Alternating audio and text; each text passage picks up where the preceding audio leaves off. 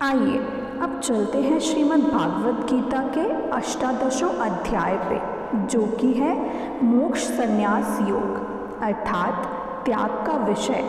यह वीडियो शुरू करने से पहले आप सभी से अनुरोध है कि कृपया इस वीडियो को अंत तक ज़रूर देखें और इस चैनल को लाइक, शेयर एंड सब्सक्राइब ज़रूर करें। धन्यवाद।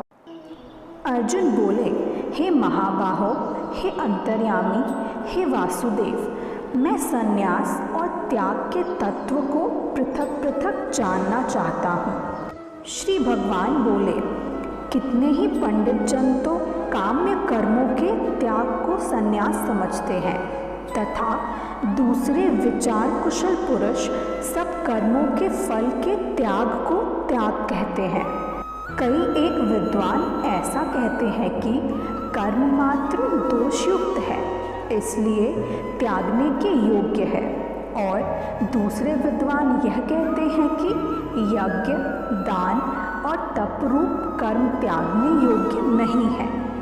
हे पुरुष श्रेष्ठ अर्जुन, संन्यास और त्याग इन दोनों में से पहले त्याग के विषय में तू मेरा निश्चय सुन, क्योंकि त्याग सात्विक, राजस और तामस भेद से 3 प्रकार का कहा गया है। यज्ञ, दान और तपरूप कर्म त्याग करने के योग्य नहीं है, बल्कि वह तो अवश्य कर्तव्य है, क्योंकि यज्ञ, दान और तप ये तीनों ही कर्म बुद्धिमान पुरुषों को पवित्र करने वाले हैं। इसलिए हे पार्थ, इन यज्ञ, दान और तपरूप कर्मों को तथा और भी संपूर्ण कर्तव्य कर्मों को आसक्ति और फलों का त्याग करके अवश्य करना चाहिए। यह मेरा निश्चय किया हुआ उत्तम मत है, परंतु नियत कर्मों का स्वरूप से त्याग करना उचित नहीं है। इसलिए मोह के कारण उसका त्याग कर देना तामस त्याग कहा जाता है। जो कुछ कर्म है वह सब दुख रूप ही है, ऐसा समझकर यदि कोई शारीरिक क्लेश के भय से कर्तव्य कर्मों का त्याग कर दे तो वह ऐसा राजस त्याग करके त्याग के फल को किसी प्रकार भी नहीं पाता। हे अर्जुन, जो शास्त्र विहित कर्म करना कर्तव्य है, इसी भाव से आसक्ति और फल का त्याग करके किया जाता है, वही सात्विक त्याग माना गया है।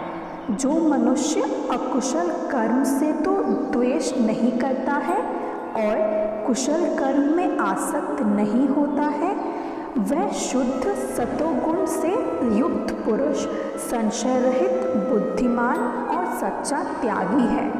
क्योंकि शरीरधारी किसी भी मनुष्य द्वारा संपूर्णता से सब कर्मों का त्याग किया जाना शक्य नहीं है।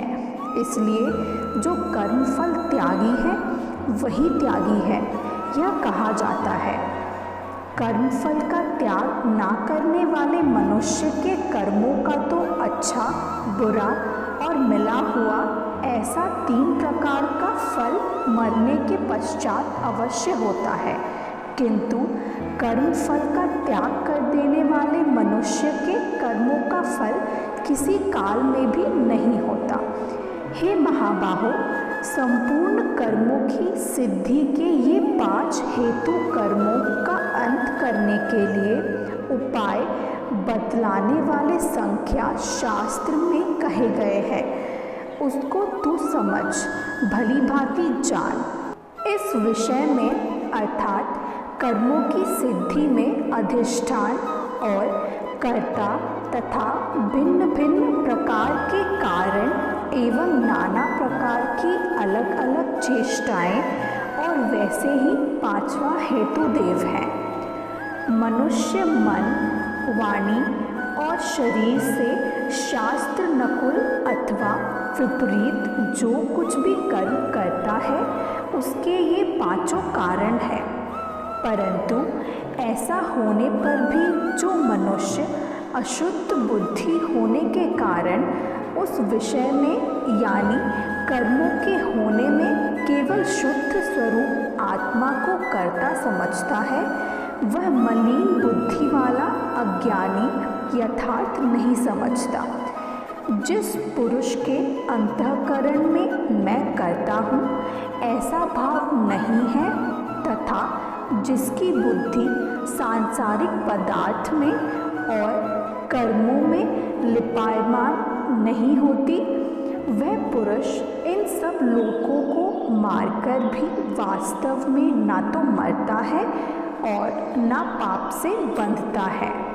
ज्ञाता, ज्ञान और ज्ञेय ये तीनों प्रकार की कर्म प्रेरणा है और कर्ता, करण तथा क्रिया ये तीनों प्रकार का कर्म संग्रह है।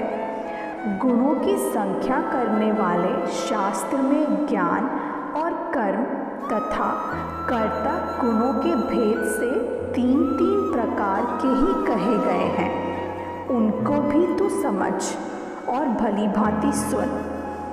जिस ज्ञान से मनुष्य पृथक पृथक सब भूतों में एक अविनाशी परमात्म भाव को विभाग रहित स्वभाव में स्थित देखता है, उस ज्ञान को तो सात्विक ज्ञान समझ।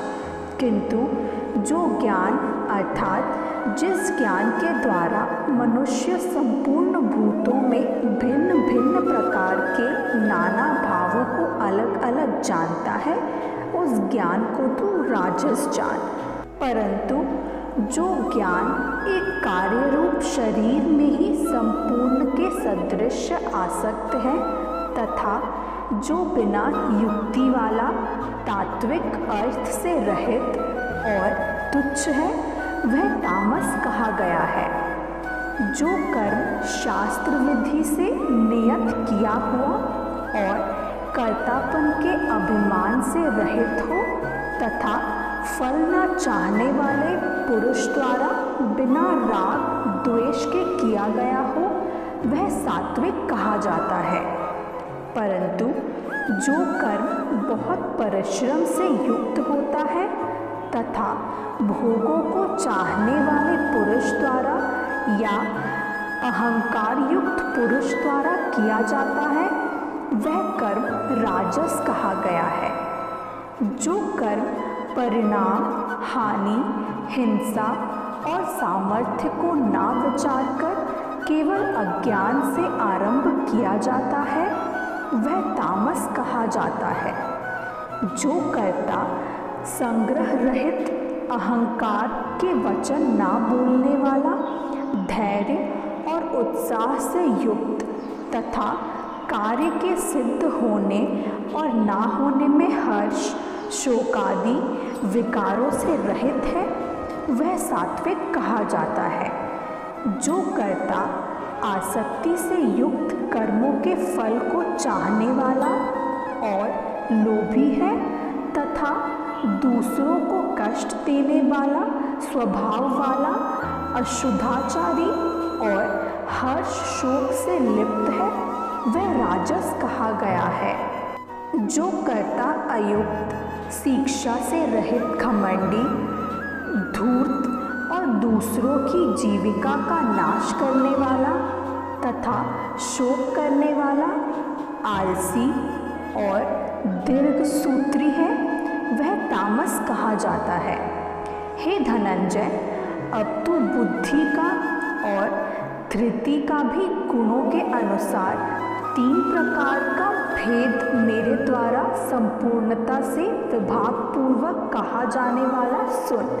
हे पार्थ, जो बुद्धि प्रवृत्ति मार्ग और निवृत्ति मार्ग को, कर्तव्य और अकर्तव्य को, भय और अभय को तथा बंधन और मोक्ष को यथार्थ जानती है, वह बुद्धि सात्विकी है।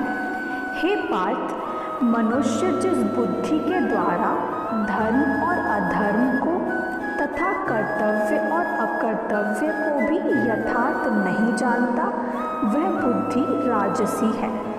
हे अर्जुन, जो तमोगुण से घिरी हुई बुद्धि अधर्म को भी यह धर्म है ऐसा मान लेती है तथा इसी प्रकार अन्य संपूर्ण पदार्थों को भी विपरीत मान लेती है वह बुद्धि तामसी है। हे पार्थ, जिस अव्यभिचारिणी धारण शक्ति से मनुष्य ध्यान योग के द्वारा मन, प्राण और इंद्रियों की क्रियाओं को धारण करता है वह धृति सात्विकी है।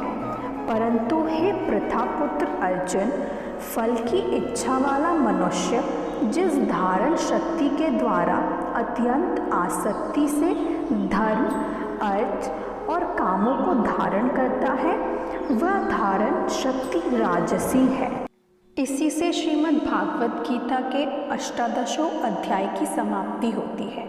आशा करती हूँ कि यह वीडियो आप सभी को पसंद आया होगा।